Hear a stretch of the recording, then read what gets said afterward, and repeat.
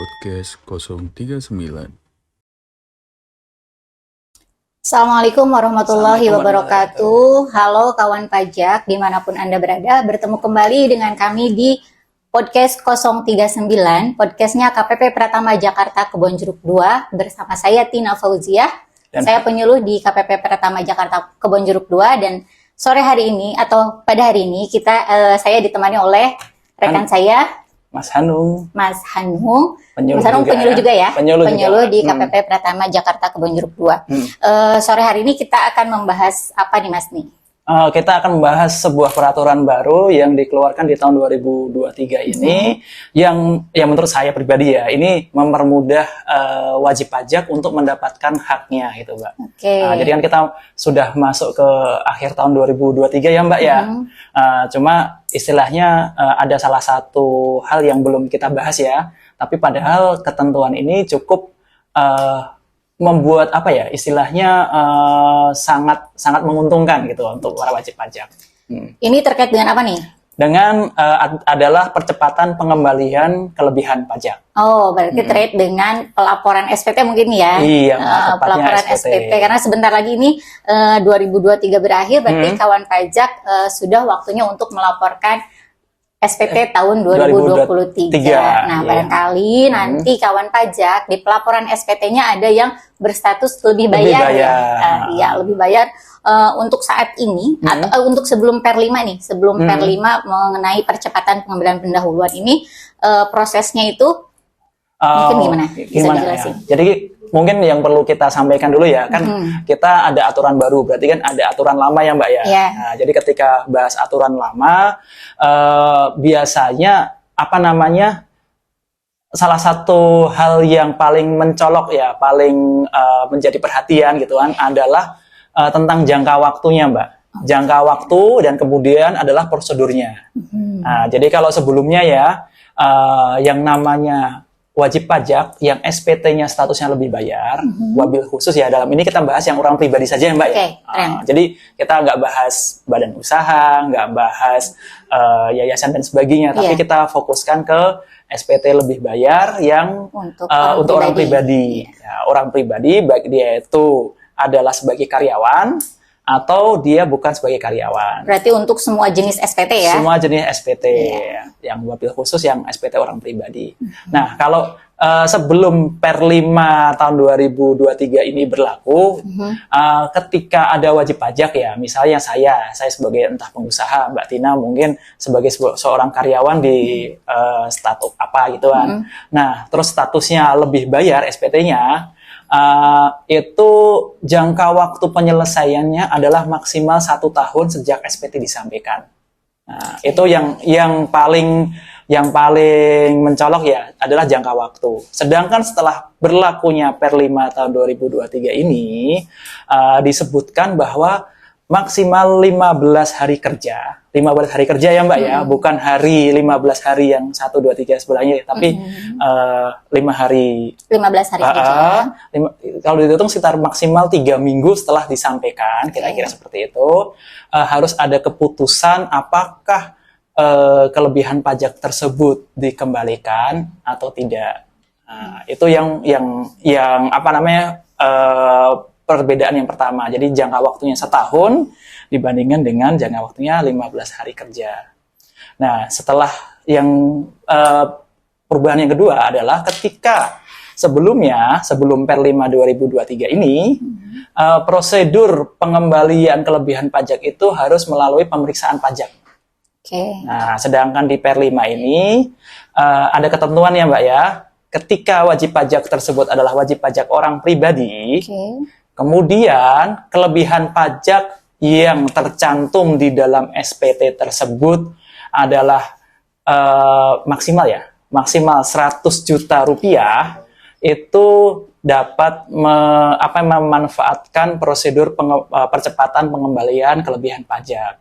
Nah, jadi misal saya sebagai pengusaha, saya mungkin lagi omset lagi sepi ya Mbak ya.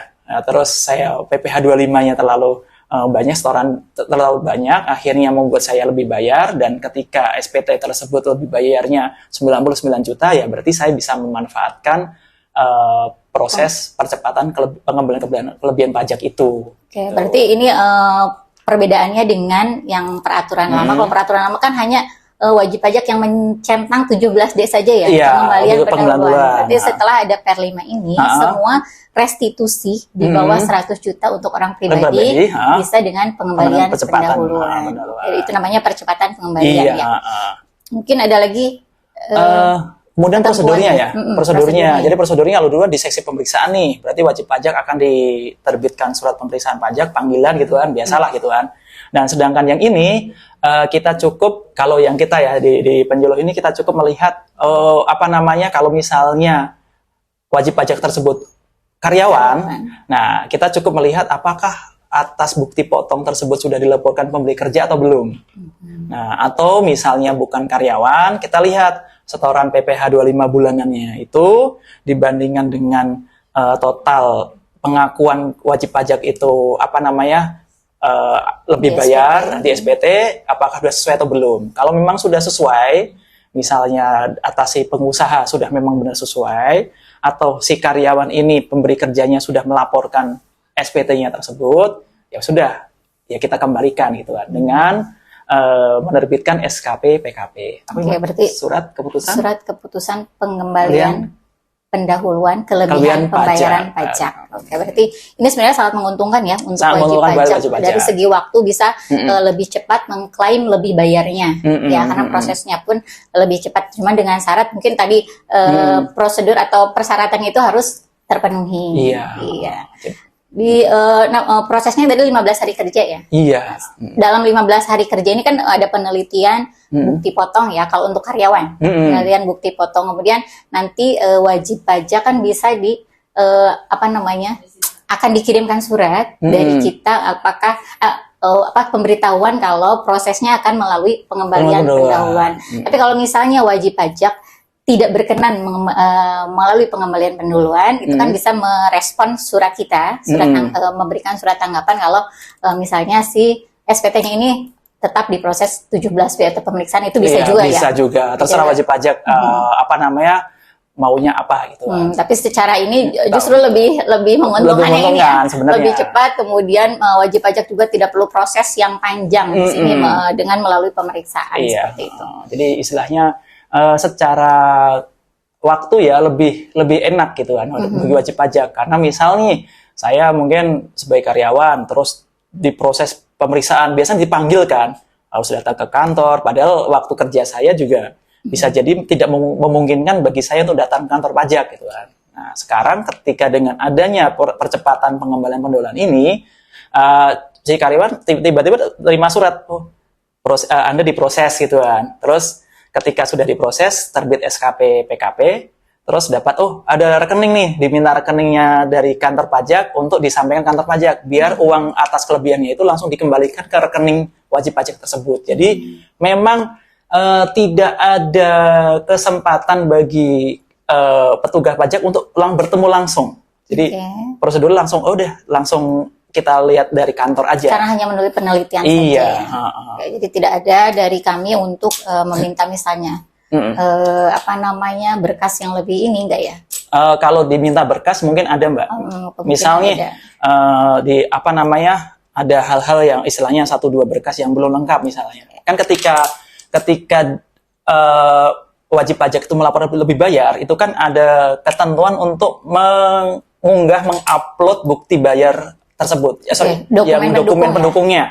Nah, mungkin bukti potongnya harusnya ada 20 nih, dia yang lamar 20, ternyata baru disampaikan 15. Nah, kita mungkin bisa meminta kelengkapannya dulu gitu. Tapi sebelum itu dianggap sebelum prosedur ini, Mbak.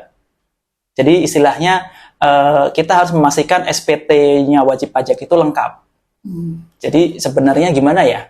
Sebelum dia tuh mengajukan status lebih baik di proses, kita harus memastikan SPT-nya lengkap. Ketika sudah lengkap, kita juga nggak perlu. Berarti ada tahapan dulu penelitian kelengkapannya. Ketika dokumennya tidak lengkap, maka dari kita akan terbit dulu permintaan kelengkapan. Iya. Permintaan kelengkapan pun itu ada jangka waktunya ya. Ada jangka waktu 1 bulan, Mbak. 1 bulan. Ketika wajib pajak tidak merespon surat permintaan kelengkapan kita, maka surat tersebut, SPT tersebut dianggap tidak disampaikan. Berarti nanti kawan pajak harus melaporkan ulang SPT-nya ya, Mbak. Iya, jadi ada beberapa hal ya, Mbak ya. Kalau misalnya udah lengkap, ya udah kita proses sesuai dengan percepatan pengembalian pendahuluan. Baik, sangat ini ya, maksudnya Per 5 ini sebenarnya sangat membantu wajib pajak. Kawan pajak. Kemudian tidak perlu khawatir juga kawan pajak. Biasanya kan kadang kalau lebih bayar udah takut duluan nih, nanti saya diperiksa nih. Saya harus datanglah ke kantor pajak tapi dengan adanya Per 5 ini atau dengan PMK 39 yang mengenai pengembalian pendahuluan, sebenarnya itu lebih menguntungkan dan lebih memangkas waktu untuk wajib pajak dalam mengklaim kelebihan pembayarannya. Mungkin hal-hal yang harus diperhatikan ada lagi? Nah ini dia, kan istilahnya kita ada kemudahan, tapi memang harus ada syarat dan ketentuan yang berlaku ya Mbak ya. Yang pasti syarat utama itu adalah yang satu, ketika status sebagai karyawan, saya sebagai karyawan bekerja di perusahaan A, B, C gitu kan, saya harus bisa memastikan bahwa memang SPT-nya PT ABC yang SPT PPh 21 itu sudah dilaporkan dengan benar. Karena beberapa kali ada wajib pajak yang mengklaim pengembalian pendahuluan, ternyata pas waktu dicek di data bukti potong pemberi kerjanya itu tidak ada. Pemberi kerjanya belum lapor berarti ya? Antara belum lapor atau mungkin dia salah input. Kan biasanya mungkin ya NPWP diisi 000 semuanya.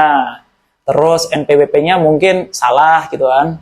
Entah ada kesalahan ketik dan sebagainya gitu kan. Jadi kalau misalnya setelah diteliti sama saya gitu kan, terus kok tidak ada gitu kan, misal saya bekerja di PTA, terus saya lebih bayar, SPT OP saya lebih bayar, terus si petugas pajak melihat, SPT PTA ini kok tidak ada nama Pak Hanungnya gitu kan, ya sudah berarti ditolak gitu kan. Kalau ditolak ini berarti nanti prosesnya? Prosesnya harus ada pemeriksaan pajak. Melalui pemeriksaan ya, iya, ditolak untuk pengembalian pendahuluannya, tapi bukan berarti nanti tidak bisa diproses ya, tetap diproses, cuma melalui pemeriksaan.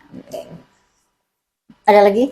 Nah, terus kalau yang untuk orang pribadi yang pengusaha, yang misal pengusaha, dia harus memastikan bahwa kan dia kan ada kewajiban PPh pasal 25 bulanan ya Mbak ya, yang disetorkan di awal sampai akhir itu sudah sesuai atau belum gitu kan.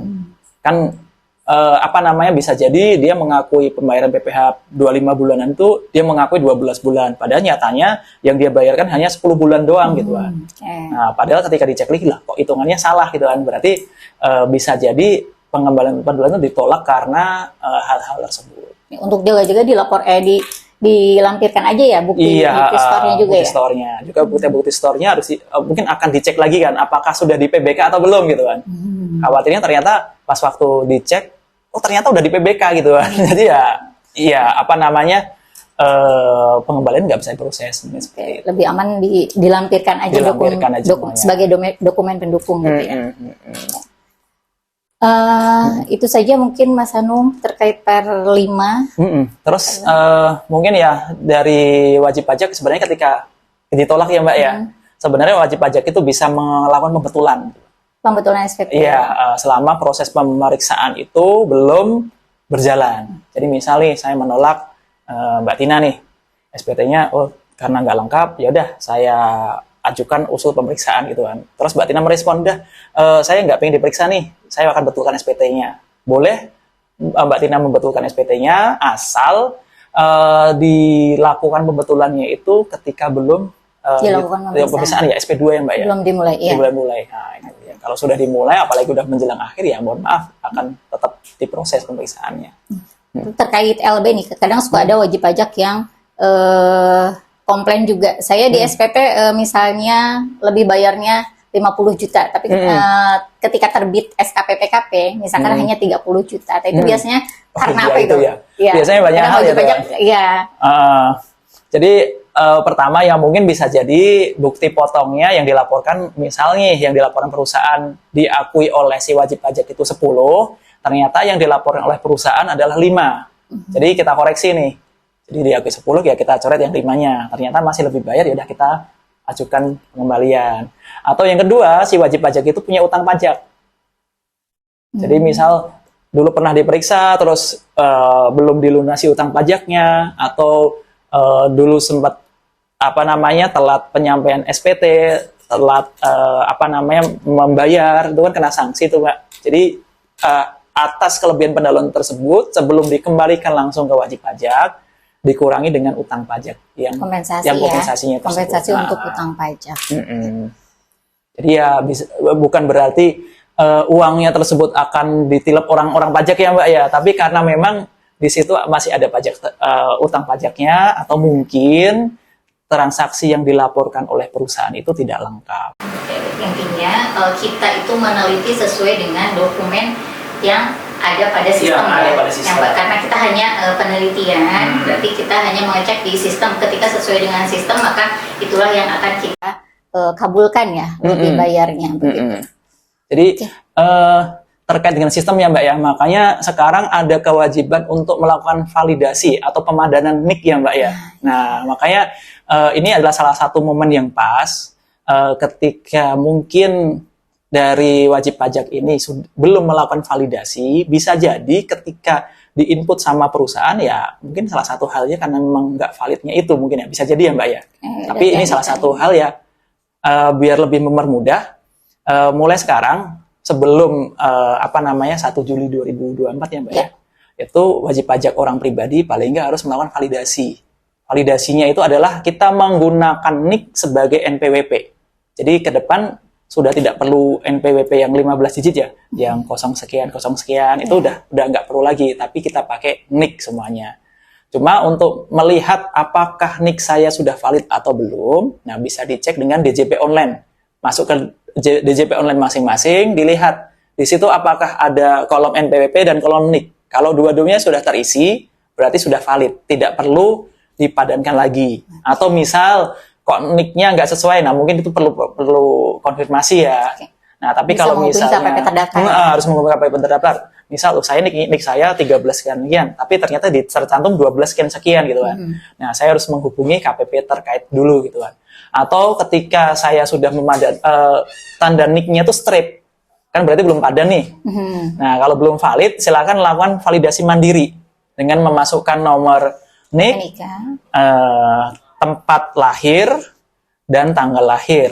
Nah ketika sudah sesuai ya bisa dipadankan. Itu tapi di menu profil ya? Menu profil, menu profil masing-masing. Biasanya sih nggak padan itu karena yang beberapa yang diketahui Mbak ya, karena ada singkatan, misal lahirnya di Banjarmasin, di situ disebutkan BJR Masin.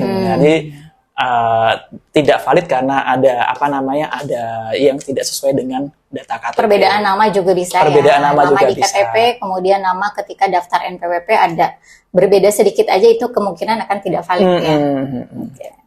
Oke, ini yang mungkin harus ini juga ya, kawan pajak harus cek juga ke bagian ke perusahaannya terkait NPWP ini, karena kadang masih banyak kawan pajak yang sudah punya NPWP tapi masih 00 di bukti potongnya. Dibikin bukti potongnya 00 ya. Iya, itu untuk kawan pajak sendiri kan itu dikenakannya jadi lebih tinggi rugi, ya. Iya, padahal sudah punya NPWP. Dikenakan 20% lebih tinggi. Mungkin bisa dipastikan lagi ketika menerima bukti potong, kemudian bukti potongnya NPWP-nya 00, mungkin itu bisa dikonfirmasi ke perusahaannya, gitu ya. Oke, sudah cukup jelas mungkin ya terkait Per 5 ini. Kawan pajak, sebentar lagi kewajiban pelaporan SPT tahunan untuk 2023 mulai Januari sampai paling lambat Maret ya. Lebih cepat lebih bagus, karena nanti kadang mepet-mepet lebih banyak, lebih susah lebih lagi susah, gitu kan. Ininya. Jadi lebih cepat lebih bagus ketika sudah mendapatkan bukti potong, atau misalnya ketika sudah tutup Desember. Untuk pengusaha silakan langsung membuat catatan penghasilan brutonya berapa, seperti itu, dan langsung dilaporkan SPT-nya ya. Itu aja mungkin yang bisa kita sampaikan untuk Per 5 ini. Kawan pajak kalau misalnya ada yang ingin ditanyakan, masih bisa seperti biasa menghubungi kita di Helpdesk ya. Helpdesk KPP Kebonjeruk 2, bisa melalui WA atau datang langsung ke kantor kami di Jalan KS Tubun 10. Terima kasih, selamat sore. Assalamualaikum warahmatullahi wabarakatuh.